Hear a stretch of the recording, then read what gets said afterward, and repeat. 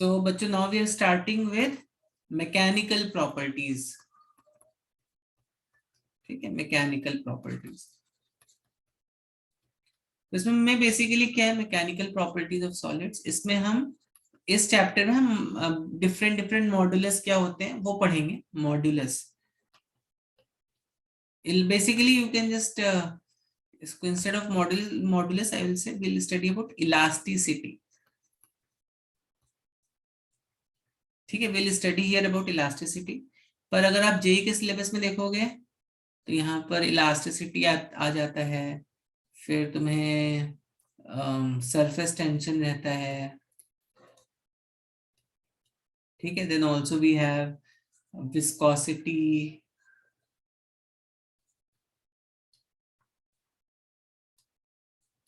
ठीक है, उसके बाद क्या क्या है आपको, विस्कोसिटी है, सरफेस टेंशन है, ये सब कुछ और कुछ कुछ चीजें बर्नौलीज पढ़ोगे आप। Yes, Bernoulli's. तो these are some topics which will be studying in mechanical properties, जिसमें से आपको 11th में केवल और केवल इलास्टिसिटी पढ़ना है। 11th में आपको elasticity, if you just open your HC Verma part 1, मैं इसमें बता देता हूँ कौन कौन से चैप्टर्स हैं। ये इसमें कंटेंट देख के आपको बताता हूँ कौन कौन से हैं। Archimedes principle is also there, but I will keep Archimedes principle in mechanics. ठीक है, तो एक तो हो गया इलास्टिसिटी, हो गया तुम्हारा, यस, विस्कोसिटी हो गया। लिख दो आर्किमिडीज प्रिंसिपल भी चाहिए तो इसमें ही लिख दो।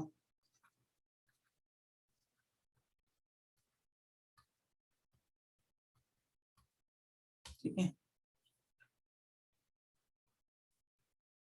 Yes, Pascal. ठीक है, पास actually this can also be taken in fluid mechanics, या फ्लूइड मैकेनिक्स का पार्ट आप बोल सकते हैं। ठीक है, but anyways mechanical properties of solid में आपको ये सब तो पता रहना चाहिए। इलास्टिसिटी क्या होता है, सरफेस टेंशन क्या होता है, विस्कोसिटी क्या होता है, बर्नौलीज, और ये सब एक्चुअली फ्लूइड मैकेनिक्स में आता है, तो आपको 12th में, तो इसको मैं रब या फिर इसको ऐसे लिख देता हूँ, this comes under fluids, this also comes under fluids.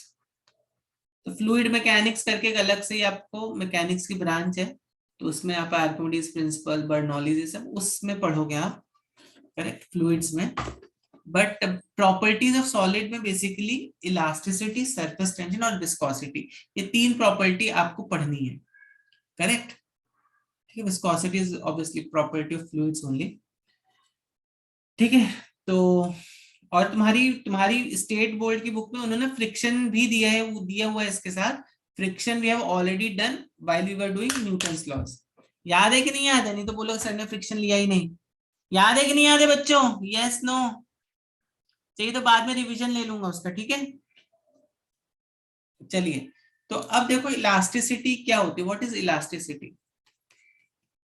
जब भी तुम इलास्टिसिटी के बारे में सुनते हो तो तुम्हारे दिमाग में जो इमेज क्रिएट होती होगी वो एक इलास्टिक बैंड की होगी, बराबर है। You see all these elastic bands in your pants and all ना, करेक्ट। रबर बैंड देखो, रबर बैंड कैसा रहता है, इलास्टिक रहता है ना, बोले ना इलास्टिक, कुछ लोग तो उसको इलास्टिक बोलते ही हैं, करेक्ट। तो जब भी तुम इलास्टिसिटी सुनते हो तो तुम्हारे दिमाग में जो इमेज क्रिएट होता है वो रबर बैंड का क्रिएट होता है, बराबर है। Just see rubber band kind of thing. तो now can you think what will be this property elasticity. अभी प्रॉपर्टी क्या होगी ये इलास्टिसिटी, ये प्रॉपर्टी क्या होगी? यस, एनीवन बताओ। Yes, so pulling something and then it comes back. But physics में देखो हम इलास्टिसिटी को कैसे डिफाइन करते हैं।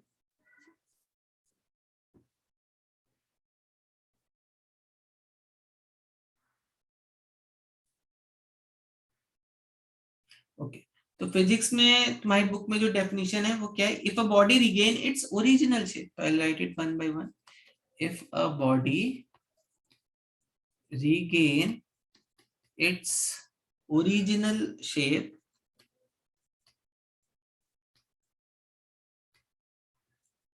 and size after removal of the deforming forces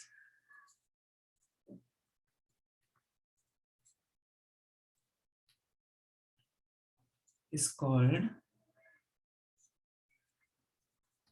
an elastic body, and ये property को क्या बोलते हैं? And property is known as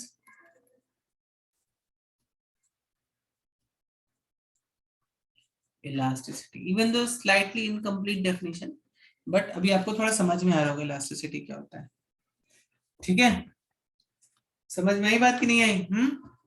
तो क्या अगर बॉडी, देखो अगर आपने कुछ फोर्स लगाया और बॉडी दोबारा से अपनी जगह पर आ गई, ठीक है, आपने कुछ फोर्स लगाया, बॉडी जो है दोबारा से अपनी जगह पे आ गई, ठीक है, तो उसको हम क्या, उस प्रॉपर्टी को, करेक्ट, वो अपनी ओरिजिनल शेप से डिफॉर्म हुई, फिर दोबारा से अपनी उस जगह पे आ गई, तो इस प्रॉपर्टी को हम बोलते हैं इलास्टिसिटी. ठीक, करेक्ट, ओके. एक और बहुत अच्छी डेफिनेशन है इलास्टिसिटी की, ये you can write down this, इसको मैं दूसरे कलर से लिख देता हूँ. To oppose deformation, to oppose deformation मतलब ज्यादा ऑपोजिशन होगा. देखो इसका ये एक वन लाइन डेफिनेशन, आप ऐसे इसको इलास्टिसिटी के आप ध्यान में रख सकते हो. टू अपोज डिफॉर्मेशन, ठीक है, just a one liner definition. तो देखो इसका अर्थ क्या हुआ, इसका मतलब क्या हुआ कि अगर तुम्हारा ऑपोजिशन स्ट्रांग होगा तो बॉडी ज्यादा इलास्टिक होगी, और ऑपोजिशन अगर कम होगा तो बॉडी कम इलास्टिक होगी. समझ में आ रही बात? तो अगर तुम्हारा, if this opposition is more, if opposition is very strong, that means body is more elastic. If opposition is less, body is less elastic. ठीक है, opposition is more, body is more elastic. देखो इस statement का मतलब तो यही हुआ कि अगर ऑपोजिशन मोर होगा तो बॉडी इज मोर इलास्टिक. ठीक है, और अगर इसका ऑपोजिशन लेस होगा, किसका ऑपोजिशन, डिफॉर्म करने वाला जो ऑपोजिशन है, मतलब जब तुम रबर बैंड को ऐसे खींचते हो ना, रबर बैंड को यहाँ पे ऐसे खींचते हो ना, किसी फोर्स लगा के, कुछ फोर्स लगा के खींचते हो, तो उसमें कुछ डिफॉर्मेशन देखने को मिलता है, उसका लेंथ बढ़ जाता है and all that thing, correct. तो अगर वहां पर तुम्हारा ऑपोजिशन ज्यादा है, ठीक है, तो बॉडी ज्यादा मतलब, तो अब जब, ठीक है, मैं इसको बताता हूँ यहाँ पे, I just explain this point. पहले मैं इस स्टेटमेंट को लिख देता हूँ. If opposition is less, body is less elastic. तो अभी भी शायद you could make something out of these two statements. तो तुम ऐसा समझो, जैसे अगर मान लो तुमने एक रबर बैंड को खींचा, या लेट्स से हमने एक स्टील वायर को खींचा और हमने एक रबर बैंड को खींचा. तब यहाँ पे मैं दो वायर्स लूंगा, एक मेरा स्टील का वायर है और एक मेरा रबर बैंड है. तो आपको लग रहा होगा अभी कि रबर बैंड ज्यादा इलास्टिक होता है, बराबर, but I will prove steel wire is more elastic. Reason being, जब तुम यहाँ पर फोर्स लगाते हो बच्चों, ठीक है, अब देखो स्टील वायर में, स्टील वायर की को खींचने के लिए तुम्हें ज्यादा फोर्स लगाना पड़ेगा या रबर बैंड को खींचने के लिए ज्यादा फोर्स लगाना पड़ेगा? Who will win in the race? Obviously steel wire को खींचने के लिए तुम्हें ज्यादा फोर्स लगाना पड़ेगा, बराबर है? बराबर है कि नहीं है? स्टील वायर को खींचने के लिए बच्चों तुम्हें ज्यादा फोर्स लगाना पड़ेगा, ठीक है. क्यों ज्यादा फोर्स लगाना पड़ेगा? क्योंकि steel is a metal. Obviously rubber is not a metal, steel is a metal, correct. तो मेटल में तुम्हें मालूम है इंटर एटॉमिक फोर्सेस जो एटम के बीच में लग रहा होगा वो थोड़ा ज्यादा होगा एज कंपेयर टू रबर, बराबर है कि नहीं? तो इसके लिए तुम्हें स्टील वाले वायर में ज्यादा फोर्स लगाना पड़ेगा, ठीक है. समझ रहे हो बात को बच्चों? As compare to rubber band, ठीक है. तो रबर में तुम कम फोर्स भी लगाओगे तो भी तुम्हारा रबर बैंड खींच सकते हो. स्टील में बहुत ज्यादा फोर्स लगाना पड़ेगा, बिकॉज रीजन भी स्टील में ज्यादा इंटर एटॉमिक फोर्सेस का अट्रैक्शन है, it's more strong as compare to that in rubber band. ठीक है, समझ में आई बात कि नहीं आई? सो ऑन दिस बेसिस, क्योंकि steel has more opposition forces as compare to rubber band, we can say steel is more elastic. ठीक है, so since more opposition forces in steel,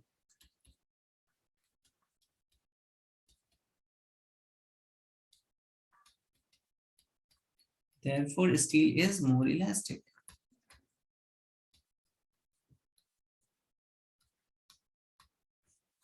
समझ में आ गई बात सब बच्चों को? प्लास्टिक के ऑपोजिट कौन सी बॉडीज होंगी? एक तो होगी मेरे पास इलास्टिक बॉडीज, और इसके जो ऑपोजिट होगी, इसके ऑपोजिट होगी मेरे पास प्लास्टिक बॉडी। प्लास्टिक देखा है आपने? प्लास्टिक के वायर को तुम अगर ऐसे इसको खींच दो तो ऐसे ही रह जाता है वो। ठीक है, because it doesn't have any tendency to come back, क्योंकि इसमें इंटरमोलिकुलर एटम्स का डिस्टेंस चेंज हो जाता है, या इंटरमोलिकुलर फोर्सेस थोड़े कम है ऐसा बोल लो। ठीक है, तो in case of plastic this body will not come back to its original position. ठीक है, so that's why this is a,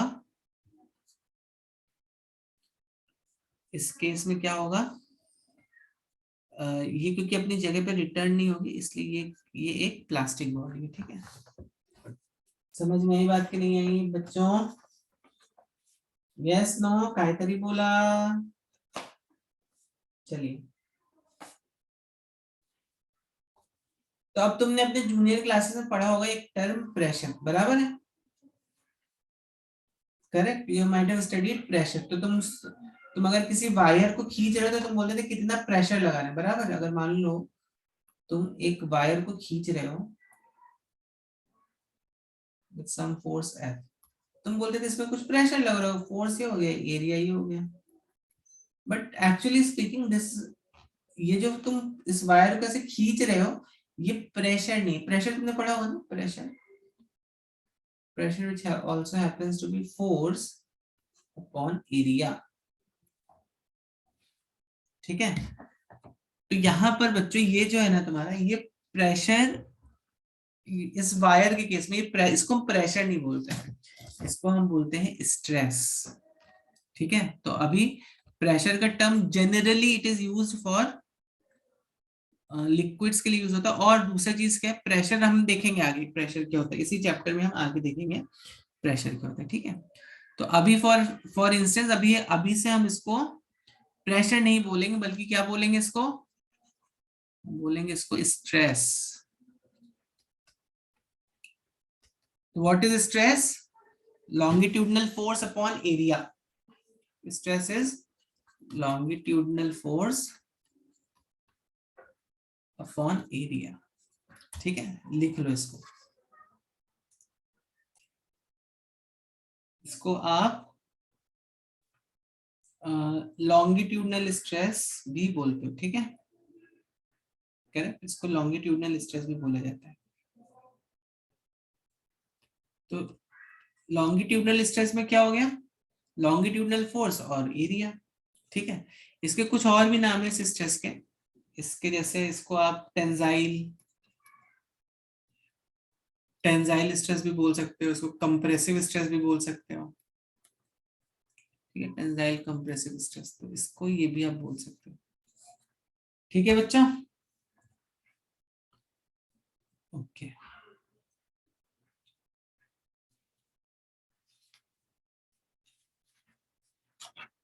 then we have shear। तो ये समझ में आया? तो यहाँ पर देखो फोर्स कैसा लग रहा है, force is always perpendicular to area, force ऐसा लग रहा है। ठीक, ठीक है ना? Then we can also have tangential stress.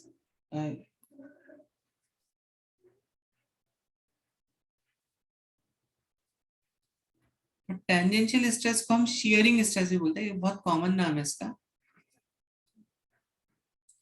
ठीक है, तो टेंजेंशियल स्ट्रेस होता है जब भी, देखो अभी यहाँ पे फोर्स कैसा लग रहा था, it was perpendicular to the area. अभी यहाँ पे फोर्स कैसा लगना चाहिए तुम्हारा, फोर्स अभी ऐसा लगना चाहिए, it should be like a tangent to the area, correct, perpendicular to the area, तो इसको हम शेयरिंग स्ट्रेस बोलते हैं. तो this is basically tangential force. This is कौन सा फोर्स है, दिस इज लॉन्गिट्यूडनल फोर्स. ठीक है, टेंजेंशियल फोर्स अपॉन एरिया.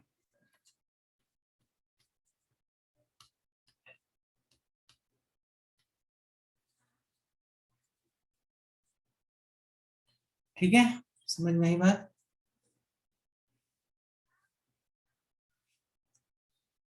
ठीक है, समझ में आ गई बात कि नहीं. So this is basically tangential stress. Okay, ये इसको शेयरिंग स्ट्रेस भी बोलते हैं.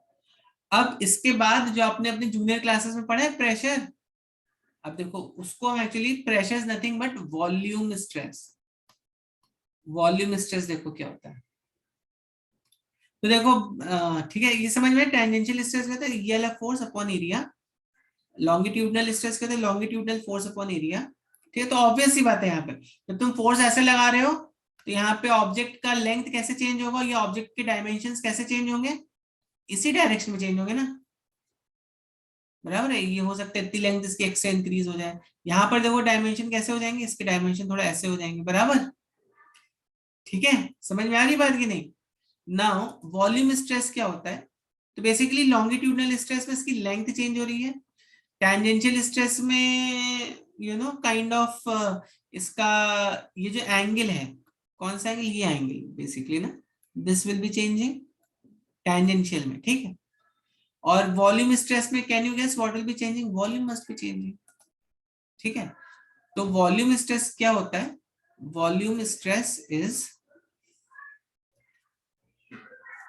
वॉल्यूम स्ट्रेस क्या होगा, again this also force upon area, but what kind of force, ये ऐसा फोर्स होता है सो दैट तुम्हारा वॉल्यूम चेंज होना चाहिए.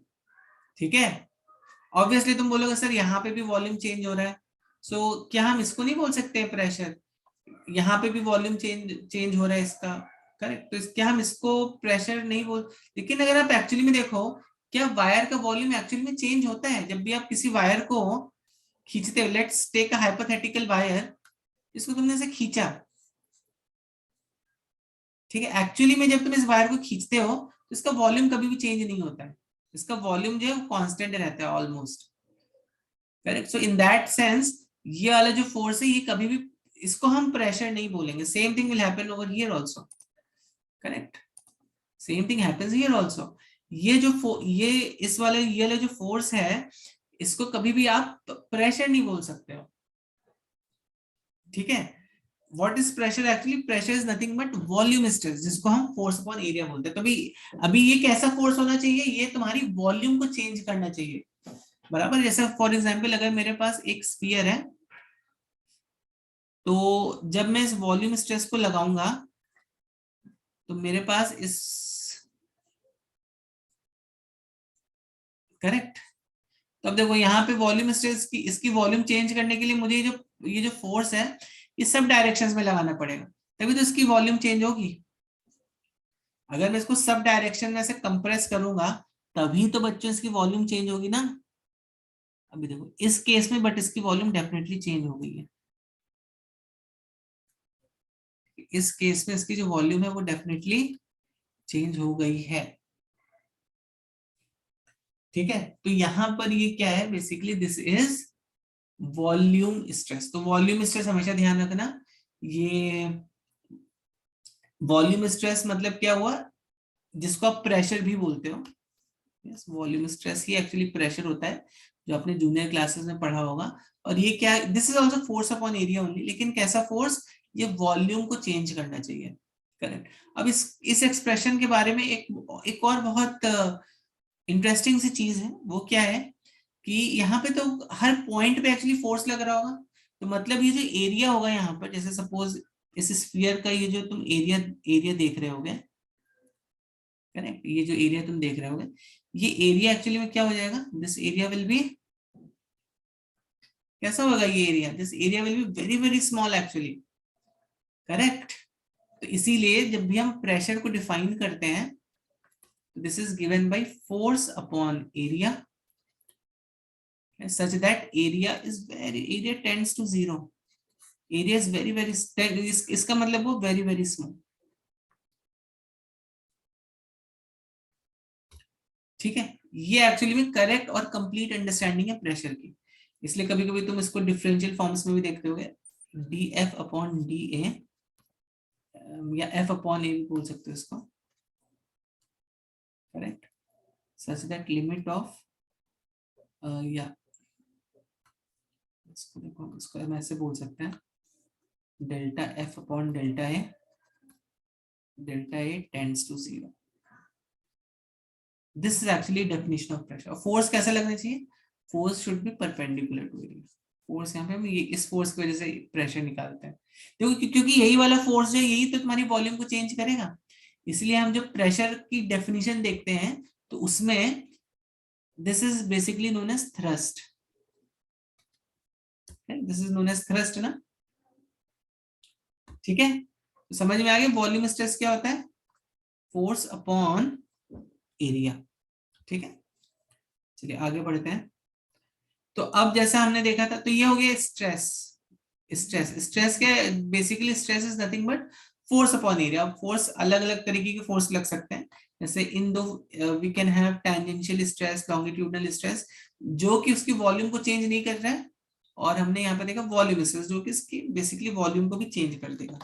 ठीक है, अब यहाँ पर देखो एक और कंसेप्ट. अब अभी मैंने तुम्हें बताया था लॉन्गिट्यूडनल स्ट्रेस की वजह से. ठीक है, तो ये बात समझ में आ गई सब बच्चों को? ओके.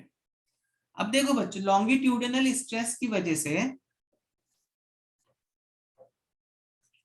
लॉन्गिट्यूडनल स्ट्रेस की वजह से क्या इफेक्ट होगा? What is the effect of this longitudinal stress? Let's try to study that also.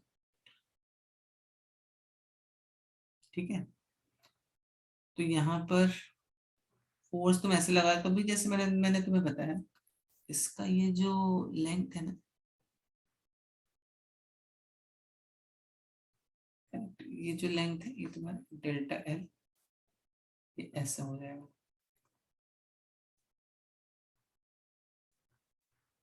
L not हो गया. ठीक है, बराबर है,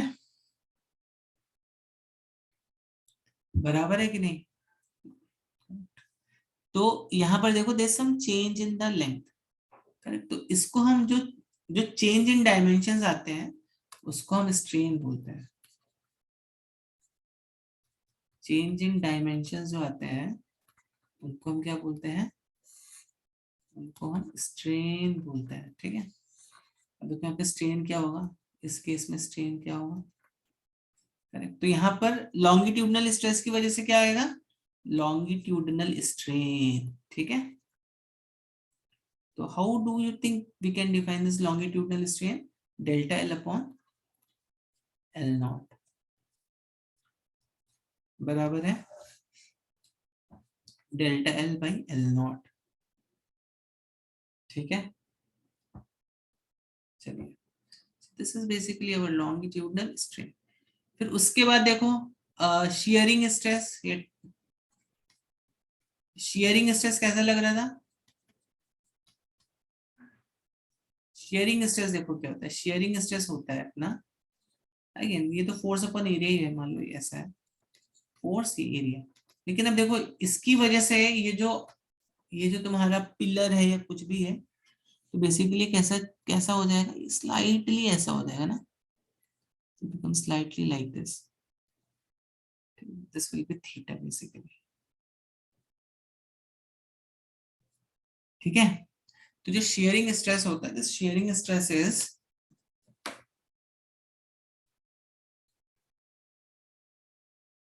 ये हो गया मान लो डेल्टा एक्स, ये हो गया एच. तो हमने रेडियंस का डेफिनेशन देखा था थीटा का. Radians definition of theta, theta is delta X upon H. बराबर है. देखो वाई, बिकॉज ये एक्चुअली थीटा जो होता है ना बहुत स्मॉल होता है, तो ये this is like an arc length, और ये इसका हो गया radius. This is like radius to this H. H length का रेडियस हो गया मान लो. तो यहाँ पे जो थीटा होगा This will be arc length upon radius. This is like an arc length and this is like radius.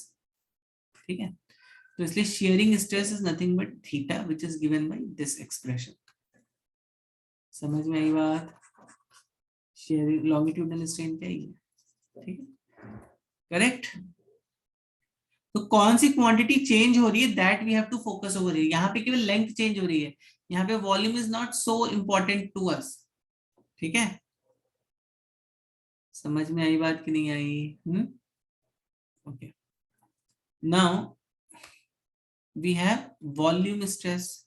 Okay, तो ये शेयरिंग स्ट्रेस है, तो ये क्वांटिटी क्या हो जाएगी, ये हो जाएगी shearing strain. Use that term. So this quantity will be shearing strain. ठीक है, then we also have volume strain. Volume stress हमने देखा था, वॉल्यूम स्ट्रेस से क्या हो रहा था, सब डायरेक्शन में तुमने फोर्स लगा दी, यहाँ पे इसका वॉल्यूम चेंज हो रहा है, बराबर है. ठीक, तो this will be volume strain. कितना हो गया, डेल्टा वी अपॉन वी. कितनी वॉल्यूम चेंज हुई, इतनी वॉल्यूम चेंज हुई, correct. This is the volume change upon V. लेकिन यहाँ पर हम नेगेटिव साइन लगा देते हैं. Why do we put a negative sign over here? क्योंकि यहाँ पर, यस, कोई बच्चा बताएगा नेगेटिव साइन क्यों पुट किया हमने यहाँ पर? जब मैं वॉल्यूम को, I am just decreasing the volume, ऐसा था, अभी ऐसा हो गया.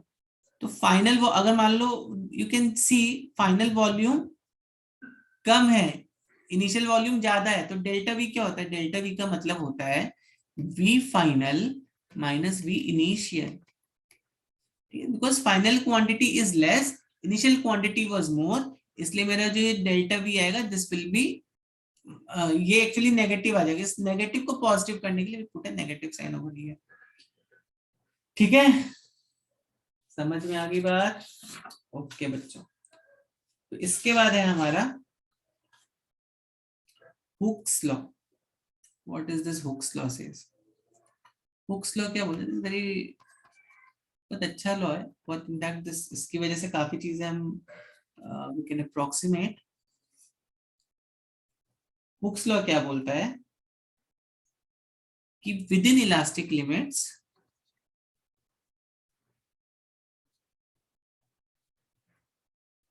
देखो हर एक लॉ का अपने अपने एक लिमिटेशन है, करेक्ट. हुक्स लॉ क्या बोलता है, with in elastic limit stress upon strain जो रहता है कांस्टेंट रहता है फॉर एनी मटेरियल. जैसे किसी सर्किट में तुम V बढ़ाओगे, I बढ़ाओगे, तो तुम्हारा रेजिस्टेंस होता है ना, V is equal to I R. तुम, हम लोगों ने करंट इलेक्ट्रिसिटी में देखा था, V by I is constant, जिसको हम रेजिस्टेंस बोलते थे, करेक्ट. लेकिन अगर इस लॉ का क्या, ये ओम्स लॉ है, this is at a constant temperature, बराबर है.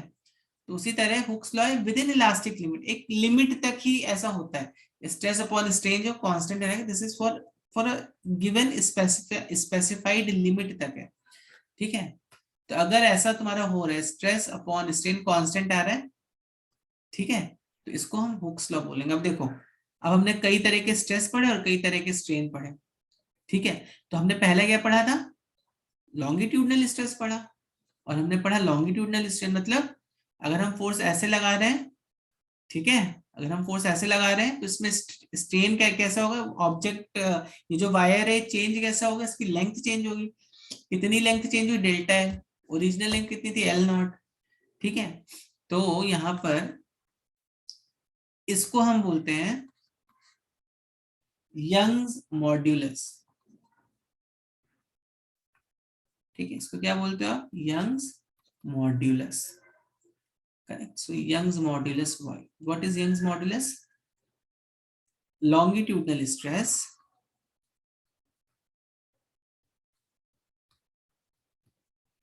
upon longitudinal strain.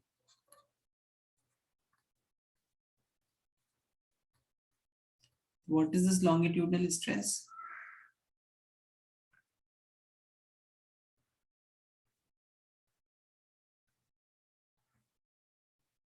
बराबर, फोर्स ऐसे लगाया, एरिया ऐसे हो गया, करेक्ट। तो और स्ट्रेस तुम्हें, स्ट्रेन तुम्हें मालूम ही है, स्ट्रेन कितना होगा, let's say this delta L upon L not. Actually अगर तुम देखोगे ना मेटल्स के केस में डेल्टा एल की वैल्यू बहुत ही छोटा होता है एक्चुअली में, this delta L is very very small actually, तुम बहुत ज्यादा उसको नहीं खींच सकते हो, ठीक है। डेल्टा एल का जो ये आता है इज वेरी स्मॉल एक्चुअली, तो इसलिए इसका रेडियस रेडियस पे इतना फर्क नहीं पड़ता है, बराबर है। तो लॉन्गिट्यूडनल स्ट्रेस क्या हो जाएगा, force upon area, F upon force, area को हम लिख सकते हैं पाई आर स्क्वायर, बराबर। और लॉन्गिट्यूडनल स्ट्रेन को क्या लिख सकते हो, डिवाइडेड बाई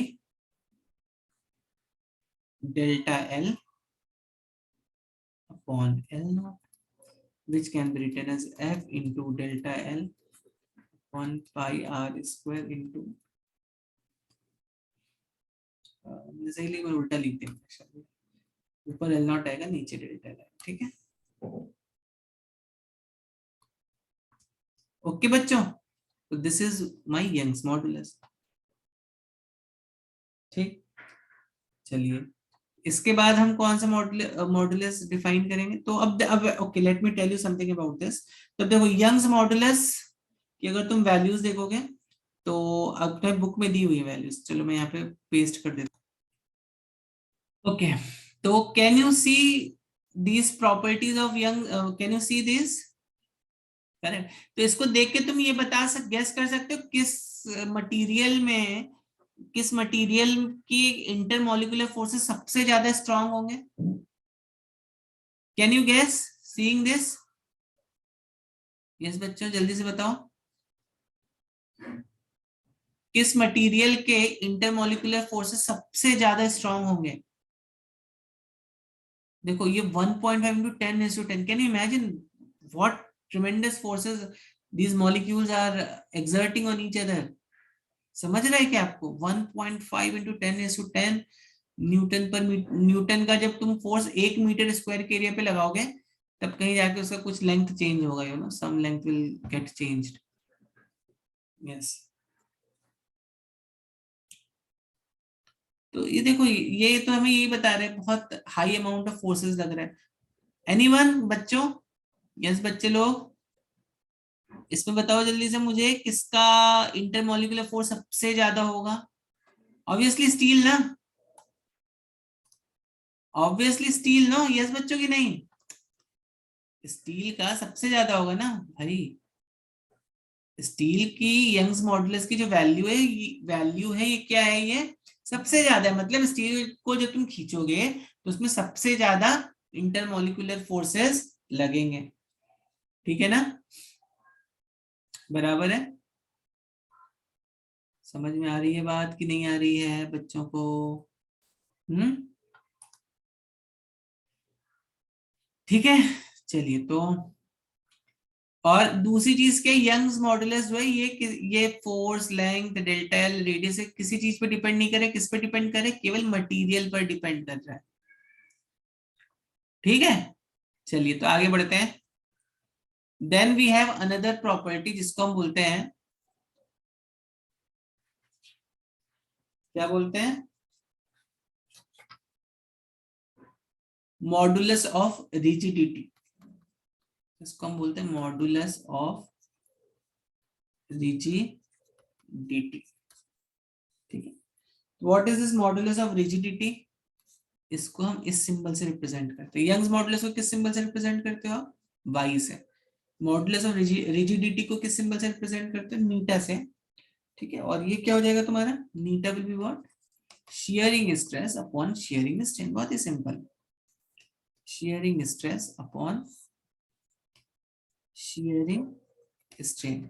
और जैसे टर्म बता रहे रिजिडिटी मतलब कौन सा मटेरियल कितना ज्यादा रिजिड होगा, मैं इसका भी टेबल आपको दिखाऊंगा and then will try to study something on it.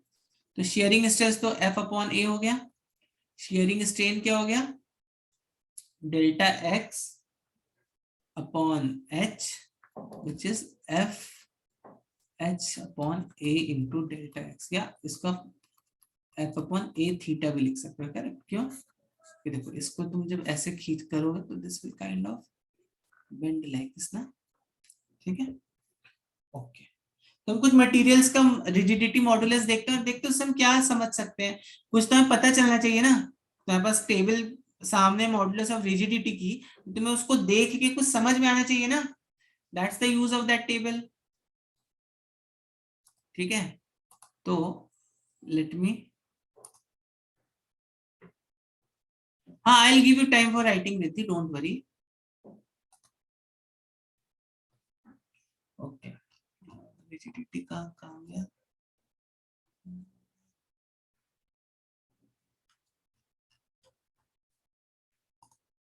Okay, तो अब यहाँ पर भी तुम देखोगे मॉडुलस मॉडुलस ऑफ रिजिडिटी की रेस में भी स्टील सबसे आगे है, बराबर। प्रोबेबली डायमंड को हम बोलते हैं diamond is hardest material on the earth, तो डायमंड का शायद सबसे ज्यादा होगा, ठीक है। लेकिन बच्चों तुम यहाँ पर ऑब्जर्व करो, लेड, लेड का सबसे कम है। इनफैक्ट तुमने पढ़ा भी है, लेड में क्या रहता है, लेड में वी हैव वीक वैंडरवाल फोर्स, मालूम है ना, लेड का स्ट्रक्चर कुछ ऐसा होता है, हेक्सागोनल स्ट्रक्चर होता है ना लेड का, पढ़ा है कि नहीं पढ़ा है आपने। और यहाँ पे क्या होता है, वी हैव एक ही लेयर होगी, इसके ऊपर एक दूसरी लेयर होती है, I am not going to make it properly over here, but we have some another layer also, so this is like interconnected with each other, ठीक है। तो यहाँ पर क्या होता है बच्चों, वीक वैंडर वाल फोर्सेस होते हैं लेड के केस में, पढ़ा होगा शायद केमिस्ट्री में तुम लोगों ने, जिसकी वजह से ये एक दूसरे के ऊपर स्लाइड करती है, और बाकी सॉलिड्स में ऐसे कोई फोर्सेस नहीं होते। एल्यूमिनियम देखो, एल्यूमिनियम के अगर तुमने वेसल्स देखे होंगे, तो एल्यूमिनियम को एक बार पटक दो जमीन में, उसका शेप कैसे डिफॉर्म डिफॉर्म हो जाता है, बराबर है।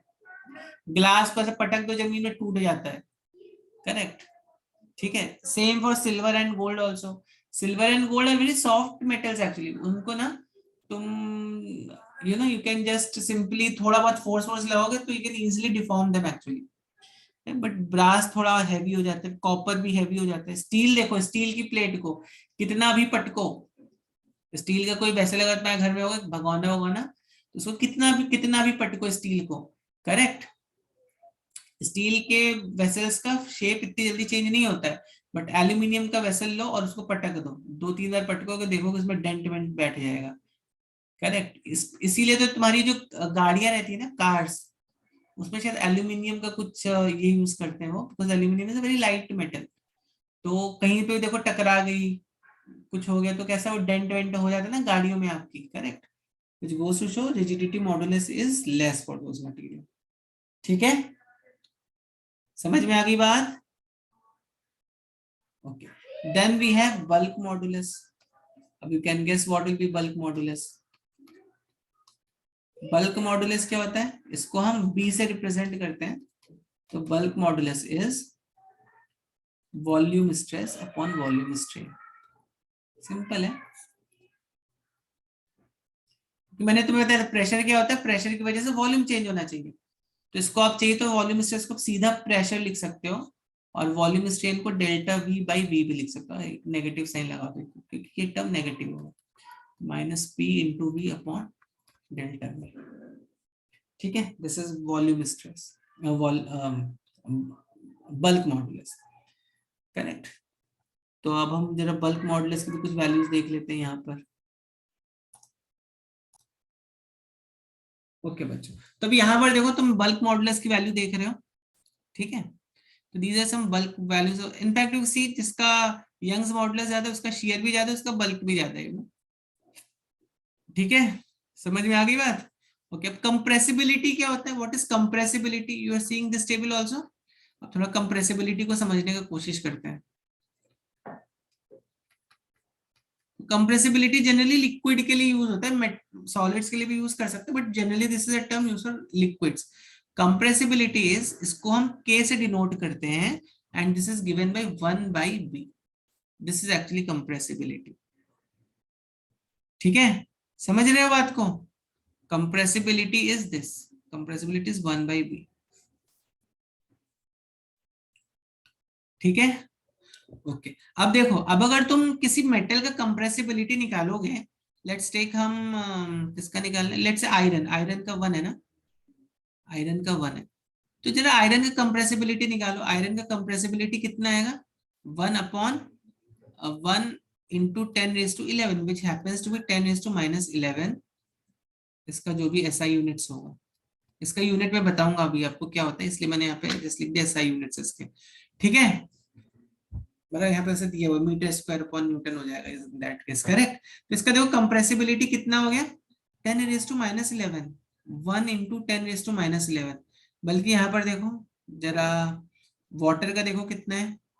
49। मतलब वाटर जब 49 टाइम्स ज्यादा कंप्रेसिबल है आयरन के कंपैरिजन में, मरकुरी 3.7 टाइम्स ज्यादा कंप्रेसिबल है आयरन के कंपैरिजन, बराबर है। ग्लिसरीन 21 टाइम्स ज्यादा कंप्रेसिबल है आयरन के कंपैरिजन में। इथाइल अल्कोहल तो 110 टाइम्स ज्यादा कंप्रेसिबल है। Carbon disulphide is also some fluid, ये 64 टाइम्स ज्यादा कंप्रेसिबल है आयरन के कंपैरिजन में, करेक्ट। बाकी मेटल्स की तो कुछ बात ही नहीं। ठीक है, समझ रहे हो बात को बच्चों? हम्म। तो यहाँ पे हमें क्या देखने को मिल रहा है कि लिक्विड ज्यादा कंप्रेसिबल है एज कंपेयर टू सॉलिड्स। ठीक है, correct. Liquids are more compressible as compare to solids. ठीक है, चलिए। और ये पॉइजन रेशियो क्या होता है? अब देखो मैंने तुम्हें बताया था जब भी तुम किसी वायर को खींचते हो, पॉइजन रेशियो भी बहुत ही, इसमें ज्यादा कुछ नहीं है। जब भी तुम किसी भी वायर को, मान लो ये वायर है तुम्हारा, ठीक है, तुमने इसको खींचा दोनों साइड से, तो क्या होगा? जो इसकी डायमेंशंस चेंज होंगी ना, तुम खींचते हैं, पर इसकी जो वॉल्यूम रहती है ना, वॉल्यूम हमेशा इसकी कांस्टेंट रहती है। जब तुम किसी भी वायर को खींचते हो तो इसकी वॉल्यूम कांस्टेंट रहती है, बट इसके डायमेंशंस चेंज हो जाते हैं। तो पॉइसन रेशियो क्या है? तो देखो जब भी इसका लॉन्गिट्यूडनल स्ट्रेन आएगा, तो यहां पर भी तो कुछ स्ट्रेन आ रहा होगा, हमने इसको कंसीडर ही नहीं किया एक्चुअली, करेक्ट। तो पॉइसन रेशियो, इसको हम बोलते हैं लेटरल स्ट्रेन, और इसको हम बोलते हैं longitudinal strain.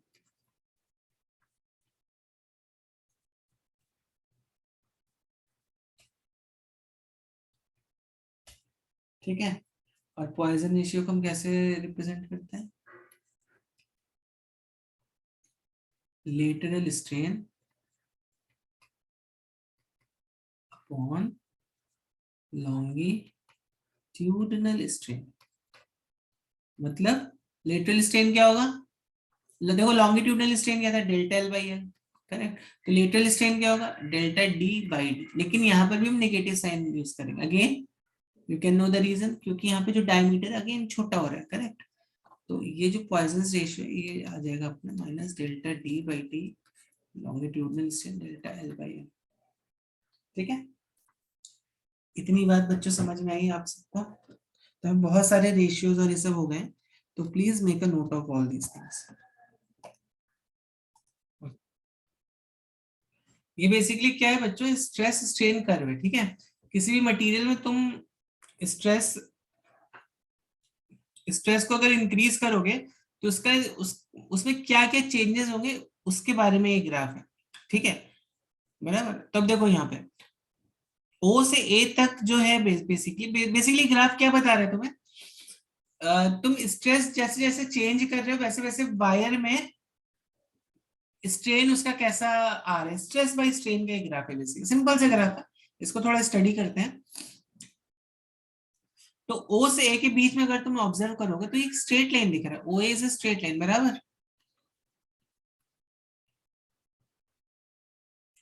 O A is a straight line. ओ ए अगर स्ट्रेट लाइन है तो हम यहाँ पे क्या बोल सकते हैं? If O A is a straight line, what we can say, stress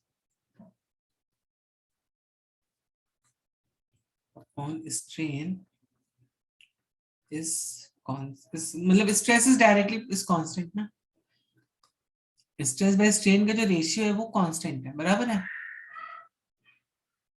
बराबर है। ओ से ए तक स्ट्रेस अपॉन स्ट्रेन का जो रेशियो है वो कांस्टेंट है। अब देखो ए से बी तक, ए से बी तक यहाँ पे देखो क्या हो रहा है, what is happening over here.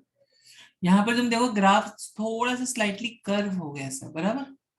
मतलब अभी ये जो रेशियो कांस्टेंट नहीं है, बट स्टिल जो मटेरियल है वो इलास्टिक बिहेवियर शो करता है। मतलब तुम जैसे ही फोर्स को हटा दोगे तो वैसे ही क्या होगा, व्हाट विल हैपन,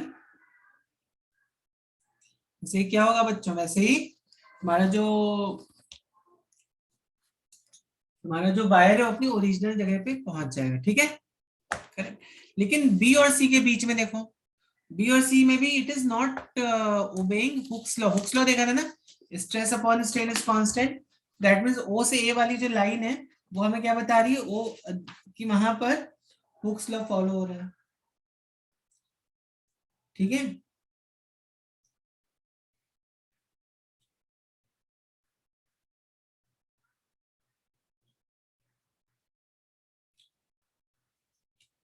ओके, तो इस पॉइंट को, हाँ इस पॉइंट को इलास्टिक लिमिट यील्ड पॉइंट बोला जाता है। बी हमारा क्या है, B is basically my yield point, ठीक है। तो यहाँ बस दो तीन इंपॉर्टेंट पॉइंट्स हैं, वो आपको ध्यान में रखना। सी को भी कुछ बोलते हैं, ओके ठीक है, ठीक है। अब देखो बी से सी के बीच में क्या हो रहा है, बी से सी के बीच में क्या हो रहा है, जब तुम फोर्स, मतलब तुमने ऐसा फोर्स लगाया, ठीक है, तो ये ओरिजिनल ओ था, दिस वाज ओरिजिनल पोजीशन। तुम्हारा वायर समझे इतना ये हो, ठीक है। अब जैसे तुम इस फोर्स को हटा दोगे, वैसे क्या होगा, जो वायर है instead of reaching this position O, ये वायर कहाँ पे पहुंच जाएगा, ये वायर जो है वो, ठीक है, तो यहाँ पे पहुंच जाएगा। Instead of reaching this position O, this wire reaches this point. मतलब अभी देखो अपनी ओरिजिनल जगह पे ना जाके it is moving somewhere else. इस पॉइंट को बोलते हैं हम परमानेंट सेट। देखो यहाँ पे दिया ना परमानेंट सेट, ठीक है, दिस, ठीक। अभी यहाँ पे थोड़ा थोड़ा प्लास्टिक बिहेवियर शो करना स्टार्ट कर दे रहा है, जो वायर है तुम्हारा, this is trying to show some plastic behaviour.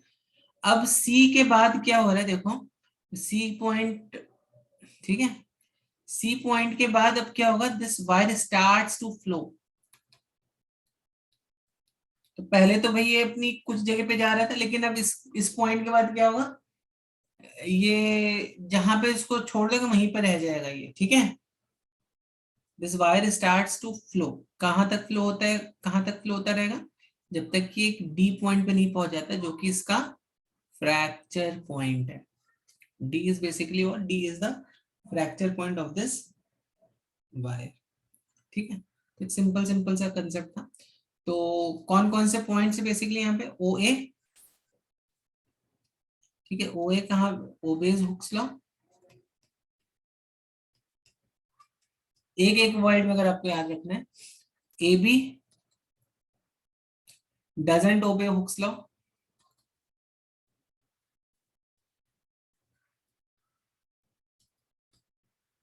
और बी को हम क्या बोलते हैं, यील्ड पॉइंट। तो डी पर आते थे, फिर देखो ऑब्वियस सी बात है ना, तुम वायर को खींचोगे खींचोगे खींचोगे तो एक तो ऐसा पॉइंट आएगा ना, जब यहाँ पे क्या होता है, एक जो भी वीकेस्ट पॉइंट होगा वहां पर एक ऐसा नेक बन जाएगा, और इस पॉइंट के अबाउट जो वायर है ये ब्रेक हो जाएगा ऐसे, this wire will break at this point. तो ये वो है तुम्हारा डी इज दैट फ्रैक्चर या ब्रेक पॉइंट, ठीक है। फिर बी से सी क्या हो रहा है, in fact B to D is the plastic limit. बस तीन चीजें तुम्हें याद रखनी है,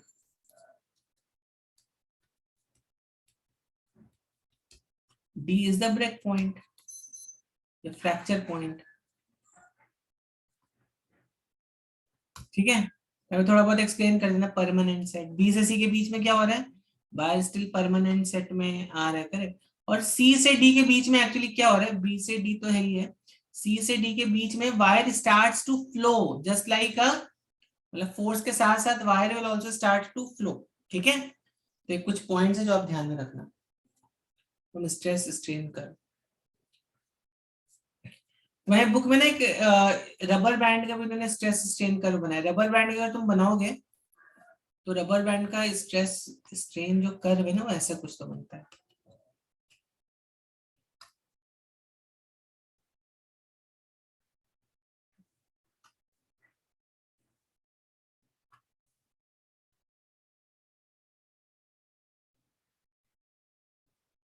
रबर बैंड का ऐसा होता है स्ट्रेस स्ट्रेन कर, समझ रहे हो? रबर बैंड का आपका ऐसा आता है स्ट्रेस टू स्ट्रेन कर।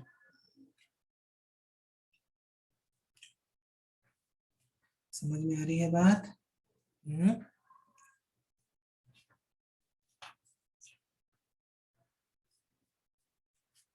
तो देखो यहाँ पे रबर बैंड को हम लोग क्या बोलते हैं? रबर बैंड को हम इलास्टोमर्स बोलते हैं। रबर बैंड्स को हम इलास्टोमर्स बोलते हैं। तो उनका स्ट्रेस स्ट्रेन, इसको हिस्टेरिसिस कर्व बोलते हैं। आप आगे सीखोगे क्या होता है हिस्टेरिसिस, ठीक है? अभी के लिए बस याद रखो rubber bands are known as elastomers. अब कुछ और मटेरियल्स हैं, ठीक है? जैसे फॉर एग्जांपल अगर तुम ग्लास देखोगे, ग्लास ग्लास कैसा होता है? ग्लास को हम कैसा मटेरियल बोलते हैं? Glass is what? ग्लास कैसा होता है बच्चों? ग्लास इज ब्रिटल ना। दैट मीन्स ग्लास जो कहीं यहीं पे टूट जाएगा, ये ए पॉइंट तक पहुंचता ही नहीं ग्लास, इसके बीच में कहीं तो टूट जाएगा ग्लास, ठीक है? तो इन इन इस तरह के मटेरियल्स को हम बोलते हैं ब्रिटल, ठीक है? और जिनमें ज्यादा प्लास्टिक रेंज रहता है, लॉन्ग, अगर मान लो ये प्लास्टिक रीजन जिसमें ज्यादा रहेगा, करेक्ट, इसको आप प्लास्टिक रीजन भी बोल सकते हो। अगर प्लास्टिक रीजन ज्यादा है तो मटेरियल की क्या होगा? What will happen?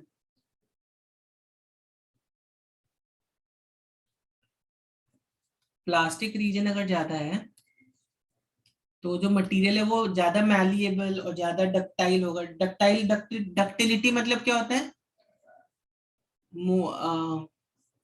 More ductility